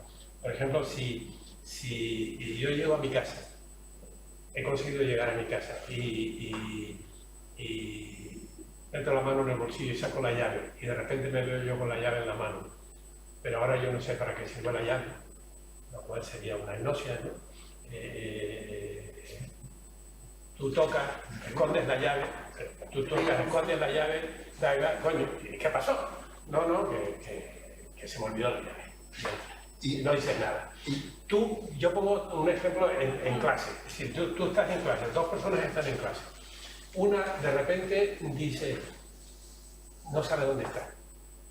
Y la otra al lado se llama la mano aquí y dice, ay, tengo un dolor muy fuerte. Entonces, si el que no sabe dónde está dice, oye, que no sé dónde estoy. Entonces, venga, no digas tonterías. Pero el que de repente se queda así, ¿qué le pasa? ¿Qué me pasa? Que no vale mucho. Todo el mundo se moviliza, todo el mundo se pone en marcha, llaman a la ambulancia, miran lo que hay y si después, al cabo de una hora, vuelve otra vez el hombre, ¿qué pasó? Nada, que era una cuestión de nervios o de no sé qué, da igual, todo el mundo, venga, hombre, tranquilo. Pero el pobre que no sabía dónde estaba sigue sin saber dónde estaba. La vergüenza que nos da decir lo que no tenemos es como cuando te pierdes en la calle y no sabes. Es decir, oiga, ¿y qué haces por aquí, fulano? Si tu casa está por ahí, no, llevo dando una vuelta. No reconoce, intentas ocultar lo que está pasando. Eso es algo que es muy difícil. Pero siempre todas las enfermedades mentales han sido... Siempre hay un rechazo ha habido un rechazo social. No, pero incluso el propio individuo intenta rechazar. Pero a mí, vamos a ver, si yo llego a casa y no me acuerdo cómo se llama mi hija, yo tengo un montón de mecanismos para salvar el tema sin decirle el nombre, ¿verdad? Entonces, pero no digo, hija, no me acuerdo cómo te llama. Eso no lo dices. Porque tienes esa... Sin embargo, si hay algo que te duele mucho, sí lo dices. Esta es la reacción. Por eso hay tan difícil el poder ser consciente o que los que te rodean sean conscientes de decir, oye, pues, vamos a hacer un estudio. De la misma manera que te va a hacer un análisis de sangre, ¿por qué no te hacen un estudio a ver y hay profesionales que te lo saben hacer? Pero claro lo que dice Isabel, no hay una cultura en este sentido adecuada con respecto a la salud mental, que siempre ahí es como un tabú. Antes es un estigma. Antes se tenía cualquier patología o trastorno, era loco, está loco. Entonces era rechazado socialmente. Claro. Y lo ocultaban la familia, se ocultaban la familia, no quieren reconocer. Date cuenta que el ir a un psicólogo, eso era de estar medio loco, nadie quería ir al psicólogo. Yo tengo personas, veo personas en la calle que han estado en mi consulta y cuando me ven se hacen las locas. Miran para allá como que no te relaciones. Entonces yo lo miro así, digo, yo de privaciones sensoriales, como los sordos, los sordos durante mucho tiempo eran a mi hermana les asaba, ¿no? Pero afortunadamente las personas... Porque se ausentaban, entonces tenían la sensación de que como esta deprivación era tan acentuada, los sordos de nacimiento eran considerados como... Hay un tema muy interesante que se está descubriendo últimamente, que, bueno, esa es una de las aficiones mías, que era leer. Sigo leyendo y como todavía tengo el acceso a toda la bibliografía, que ahora es mucho más fácil que antes, pues sigo leyendo. Se ha publicado muy recientemente el problema de la sordera. El problema de la sordera cada vez más, es decir, el problema de la sordera del mayor. La presbiacusia, etcétera, todo este tema. Bueno, pues esto se está viendo que tiene una incidencia importante en el deterioro cognitivo y incluso en el disparar la demencia. Porque la demencia, en muchísimos casos, tiene un gatillo en donde la demencia está mantenida y tú te mantienes y de repente hay un gatillo que te la dispara. Y ese gatillo es un gatillo emocional. Es decir, cuando hay, tú coincides, es decir, cuando hay una experiencia emocional fuerte, violenta, de repente esa persona que más o menos se mantenía bien, de repente se nos cae al suelo. La pérdida de un hijo. La pérdida de la pareja. Todo este tipo de cosas que son elementos, la pérdida de un amigo, todo este tipo de cosas es un gatillo pero es emocional. Es decir, el gatillo es emocional, es decir, entonces no sé qué pasa en el cerebro, que de pronto aquello que estaba ahí, dormido, de repente hay algo para que eso Eso Bueno, se puede entonces, repetir, creo que piensa del afrontamiento de las etapas y de lo que va a Es que pasar es muy también. importante, o sea, también hay que irse preparando para lo que pueda acontecer. Eso yo pienso que es una de las claves también, porque yo incluso se lo digo a personas que tienen, por ejemplo, principios de ausencia temporales y de olvidos temporales. Yo se lo digo, establezcan una rutina para evitar precisamente el ¿y a qué viene a la cocina? ¿Y a qué? Porque si tú tienes ahí como establecidas una rutina, eso te va dando una tranquilidad y una seguridad tremenda que hace que tu vida esté como más planificada y más organizada. Si está más caótica, entonces es más fácil que caigas en todos estos olvidos y que encima te empieces a sentir mal porque te das cuenta de que has caído en el olvido y eso te hace sentir De todas maneras, mal. yo pienso que el cerebro, igual que el agua por el músculo, hay que ejercitarlo. Total. Si trabajaba en una empresa, controlaba 20 trabajadores, 20 pedidos, o lo que tuviera que ser, de repente tenía sin nada que hacer, como que eso también. Porque tenemos un proyecto claro, Claro, porque el pollo entonces lo pasé los últimos años con ella. Yo Se te cuidó hace un par de meses, ¿no? Pero entonces me quedaba mucho porque me dijo que me dio la posibilidad de hacerlo así. Sí, por un lado sí, pero por otro lado ya por me otro decía. lado, toda esa actividad de repente es que como para ahora. Eso es lo que hablamos muchas veces de la preparación, es decir, preparamos un viaje de una semana durante 2 meses y preparamos un viaje de 20 años, no lo preparamos, que es la jubilación. Ha venido ¿Qué hacemos? la pregunta que yo tenía. Hay una experiencia personal que yo tengo en el sentido de íbamos viajando, de repente el que estaba al lado mío empieza a convulsionar. ¿Cómo? A convulsionar. La Epilepsia. Esto va a colación con lo que tú dices, cuando estaba tensionado por lo que hizo fue por provocar esta situación. El pobre hombre cuando se recupera, le digo, mire, ¿usted sabe lo que le dio? Porque no se acuerda. Yo tengo una mujer que es epiléptica, pero con ausencia. Y le digo, mire, le acaba de dar convulsiones y la verdad que bueno, no ha pasado a más. Dice, es que se me ha muerto mi padre y yo era epiléptico y hacía 20 años que no le daba. Que no tenía una crisis, claro. El gatillo que dice. Hay un gatillo emocional en el cerebro que es una...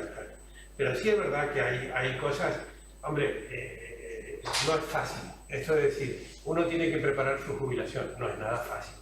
Yo no sabía lo que me iba a pasar.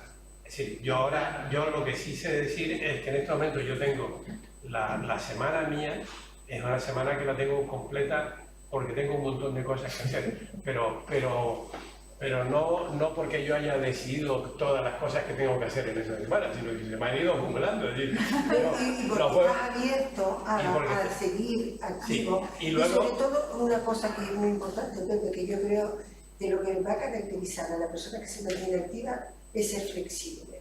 O sea, estar flexible, no ser rígido de tengo esto pautado, esto está muy marcado.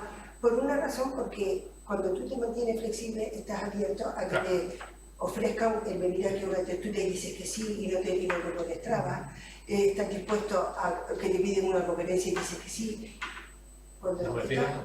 ¿Sí?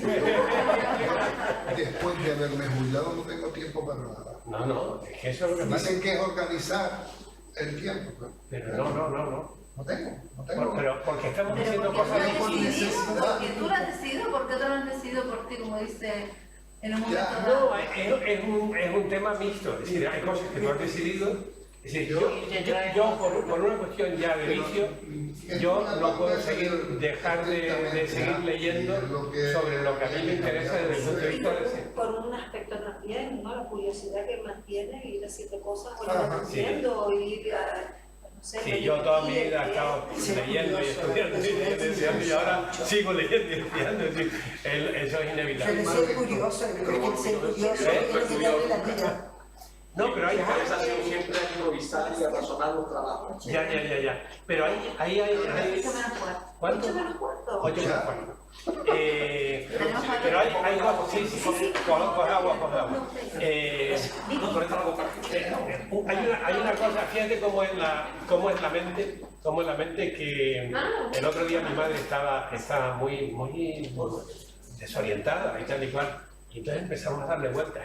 Y de repente, entre un compañero y yo, dice, Pepe, ¿estará deshidratada? Digo, efectivamente, era deshidratada. Y mi madre. Entonces, estaba deshidratada la mujer. Es decir, que ese día había bebido menos. Y entonces, para que veas cómo el cerebro... ¿Ella tiene Alzheimer? No.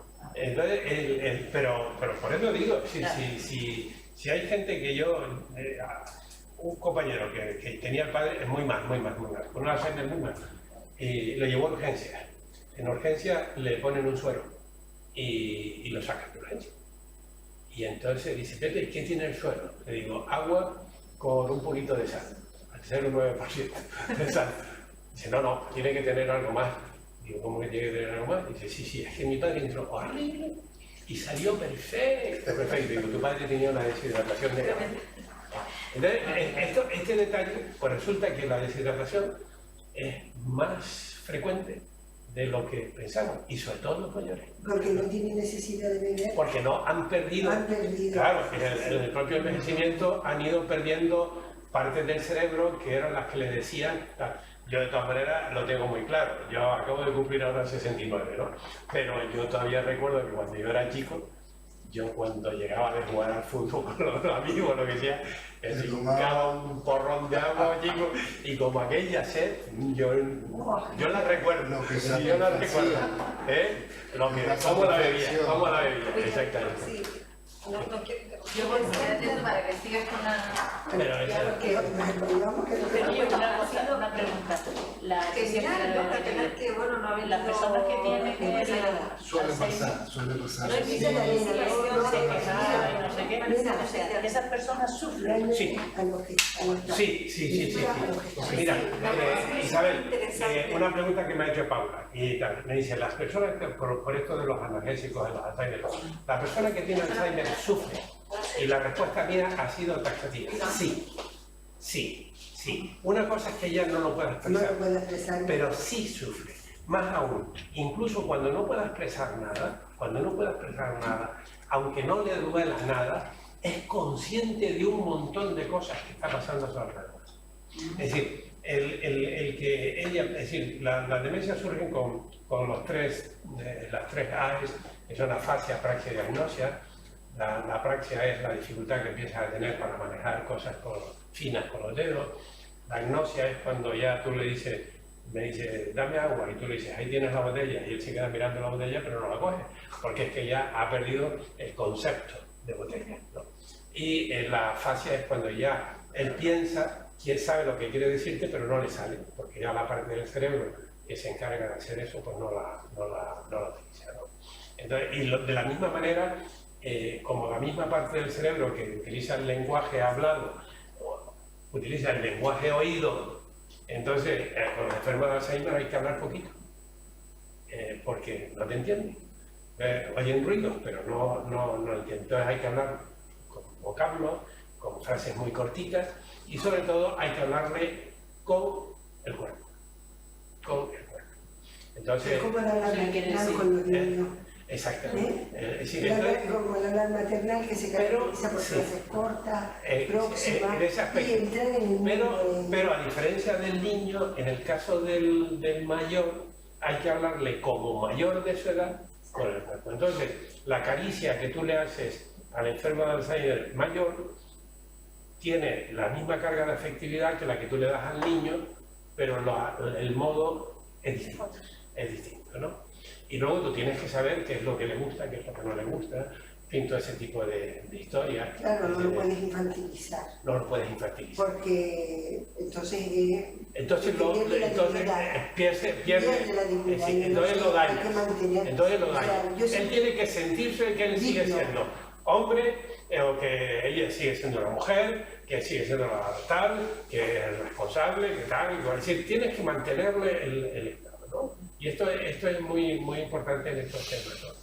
Y luego hay que tener mucho cuidado con el abuso de los fármacos, sobre pero todo. sin llegar a caer en lo que puede ser una enfermedad, en el día a día, nosotros, y una de las cosas que trabajamos mucho en clase, es precisamente recuperar nuestra dignidad. Sí, ¿Por qué? Porque resulta que por el agradar a nosotros, por el temor a que nos rechacen, por el tal, y vamos perdiendo, vamos cediendo y vamos perdiendo de nuestra dignidad. Claro. Y entonces, en el día a día no tienes que estar enfermo. Pero también, Isabel, también hay una cosa que es que le tenemos miedo en estos casos a expresar la afectividad, ¿no? Claro. Mi padre tiene una fascia derivada de un problema cardíaco y, ¿no?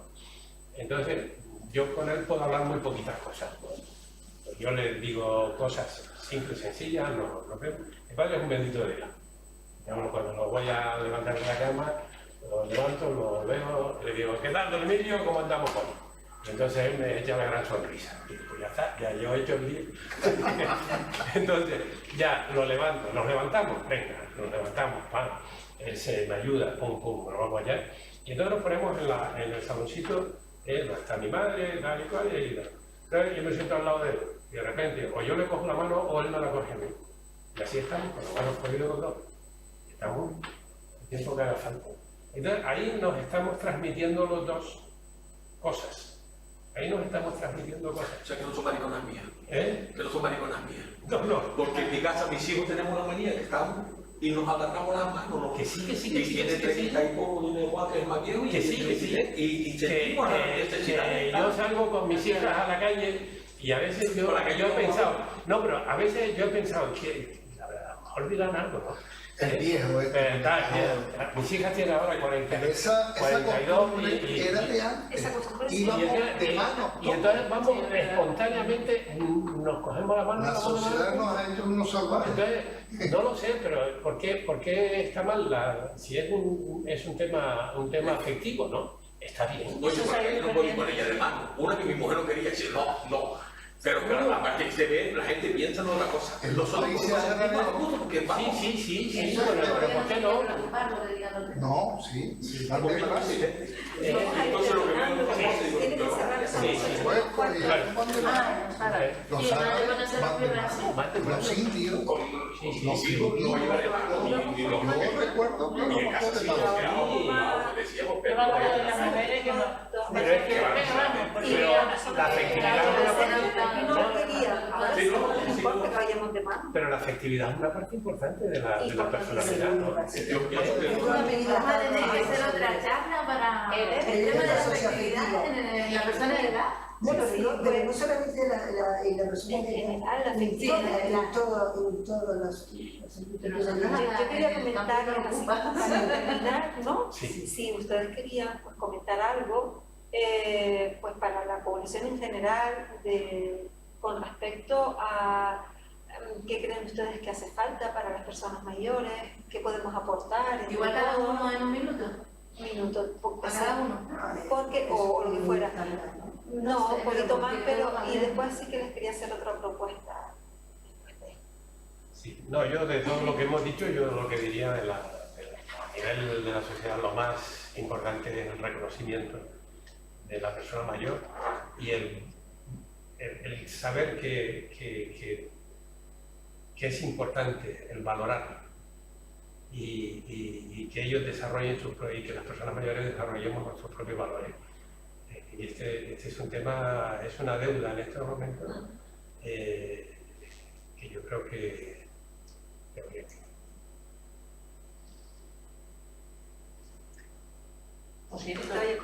Cuando estábamos hablando al principio de si los mayores aportamos o no aportamos, me llama la atención que no haya salido el tema de cómo ha cambiado ahora la historia y estamos todos los abuelos y abuelas, más abuelas que abuelos, aportando mucho porque estamos todo el día haciendo lo que antes nadie nos hizo a nosotros. Si yo tenía 3 hijos y yo me las arreglaba, pero ahora estamos todos los abuelos aportando tanto el dinero, si están en este país que tenemos por lo menos, ¿no?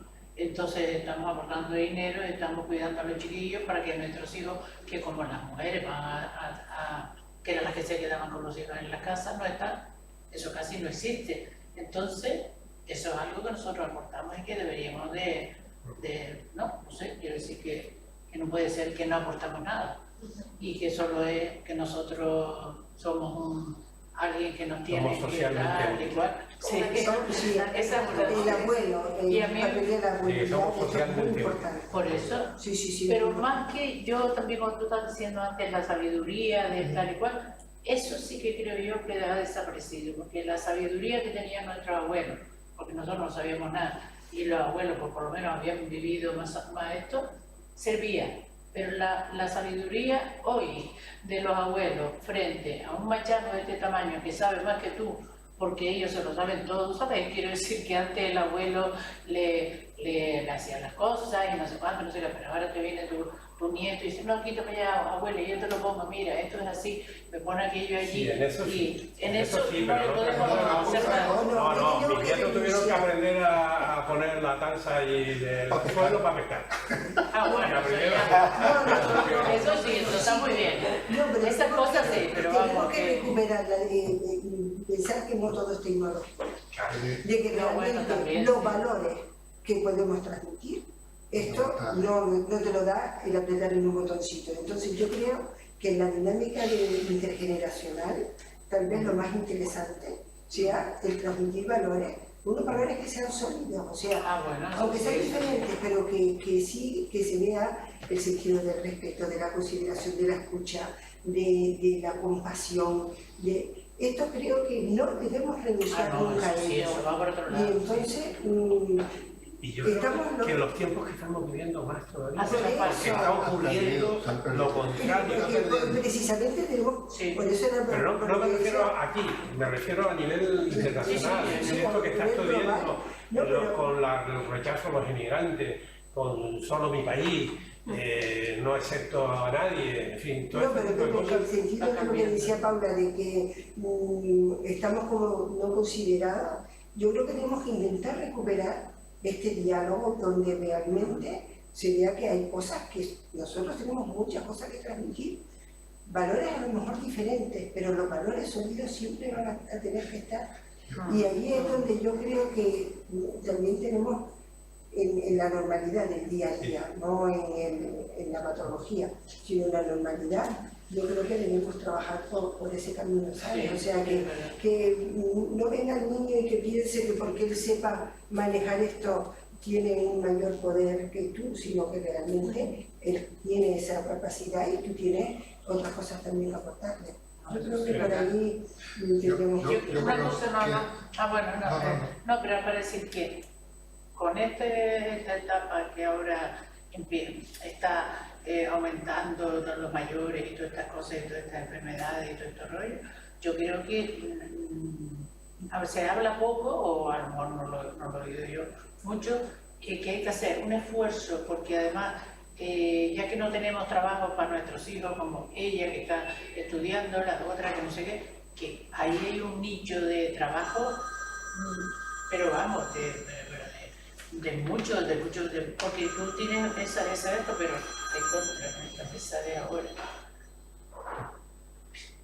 Yo por el internet tengo un hijo con 26 años que me desafía mucho. Que yo puedo, parte de cómo podemos hablar con ellos, esto cómo podemos hacer aquello, para eso ya no puede. Él puede entrar en el ordenador, en la música y acordarse, pero lo que son las habilidades. Nosotros somos analfabetos digitales. Quieren pintar, van a internet y miran cómo pintan, cómo hacen, cómo pegan el vinilo, cómo hacen todo fabuloso. Pero a la hora de hacer cosas, le hace falta la experiencia y la práctica. Bueno, pues también. Lo que quería decir con relación a los mayores es que se atrevan a hacer cosas, que no se queden en casa sin hacer nada y que se mantengan activos, no esperar a que le hagan las cosas, ¿no? Pero intenta mantener. ¿Perdón? Intenta mantener. Usted tenía como unos 800 números de teléfono. Cuando me jubilé, pues dejé 50 de todas las cuales no me llamaban mucho porque les decía, mira, ya no necesitas ser parte de alguna experiencia. Se fue yo coleccionista de movimiento, me pongo a dibujar porque es lo que me gusta, trastear, pensar lo que puedo hacer, lo que puedo hacer y demás. Ese es el hecho de que ocurre en el 99% de los casos. el otro día estaban hablando de si a los expresidentes de gobierno se les iba a poner en el Consejo Consultivo de Canarias, y yo me pregunto, pero bueno, ¿y no han sido presidentes del gobierno? ¿Por qué no ponerlos en el Consejo Consultivo? Para que digan qué es lo que han hecho, ¿no? No, es decir, no hay interés, sí, no sé, es una cuestión de que hay esa situación de desequilibro que hay y de discriminación en este sentido. Ya son bien, pero es que no sirve ni para fútbol. En cabeza ajena nadie aprende, vos tienes que aprender nadie equivocarse, si no. Podríamos seguir hablando, yo creo que es norma, sí. Pero bueno, con esto cierro los 8 y las expectativas están. Les agradezco muchísimo su presencia aquí. Siento mucho que no haya habido el público poder hablar. Yo he estado y me ha gustado, Yo he estado y me ha gustado. Sí, muy bien. Sí que la idea era poder continuar cada vez y algo con una idea fundamental de un tema de una tertulia. Ya no solo aquí, sino sacarla del colegio, en otro tal, y me gustaría saber si podría contar con ustedes en otras ocasiones. Está grabando, ¿sí? Para que quede seguro. Cualquiera de veces lo contrario. Yo les agradezco que nos hayan invitado, porque aparte de que he disfrutado, creo que esto es necesario, o sea, el diálogo, la tertulia que tanto, pero eso es la idea de hacer una tertulia, una mesa redonda, no, y sobre todo que veníamos sin saber de lo que íbamos a hablar. No, y también que los propios colegiados tendrán sus problemas, ¿no? Y ahí a lo mejor nosotros tenemos alguna cosa que decir, ¿no? En términos generales, la psicología ha sido muy importante, la parte de la psicología del desarrollo, la psicología infantil, todos los problemas infantiles y tal y cual. Luego la psicología en patologías, brevemente dicho, pero la gerontología, decirlo así, ¿qué le pasa al mayor? Es decir, ¿qué pasa en la mente del mayor? Este es un tema mucho más delicado, donde ha habido mucho menos trabajo, donde ha habido menos gente, y sin embargo las necesidades que se tienen de mayor a veces son mucho más fuertes que las que tienen de hecho, una cosa muy curiosa que en los centros la figura que descartan por economía suele ser la del psicólogo o la de la psicóloga. Sí. A lo mejor tienes el fisioterapeuta, tienes el geriatra, pues tienes el nutricionista, o el trabajador social o el trabajador social, pero el psicólogo nos hemos encontrado porque estuvimos desarrollando durante 3 años un proyecto intergeneracional con alumnado de necesidades especiales en un centro residencial en Victoria. ¿No tenían psicólogo? Bueno, psicóloga, no estaba. Sí, es como si no estuviera de moda ahora. Ahorran por... En el mundo en que yo he vivido del deporte, en un momento determinado yo soy entrenador nacional de fútbol y entendí desde el minuto 1 que es fundamental el tener a psicólogos en el fútbol. La gente del fútbol cree que los psicólogos los va a volver locos, no va a tratar a saber superar ese momento difícil para poder enfrentarte en un momento determinado, porque además tiene mucha presión, porque parece que no, el deportista puede tener y tiene mucha presión. Sin embargo, los tenistas de estos sí que tienen... El equipo de Gonzalo Marrero, en Víctor y José, son profesores de la universidad, no me acuerdo el apellido. Estuvieron conmigo como psicólogo y hicieron un estudio magnífico. Hicieron un mic, me grababan en las reacciones de los partidos y la verdad que me dice, tú tienes problemas de que te pongamos un micrófono y te grabemos tus reacciones. Pero fue Gonzalo Marrero quien incluyó los psicólogos en la cadena filial de Deportivo. Porque entiendo que sí son necesarios. Bueno, nos vemos entonces. Muy bien. gustaría que nos hiciéramos una foto, porque yo, aunque ya vino prensa y tal, pero nos sacamos aquí una foto, viéndola del móvil.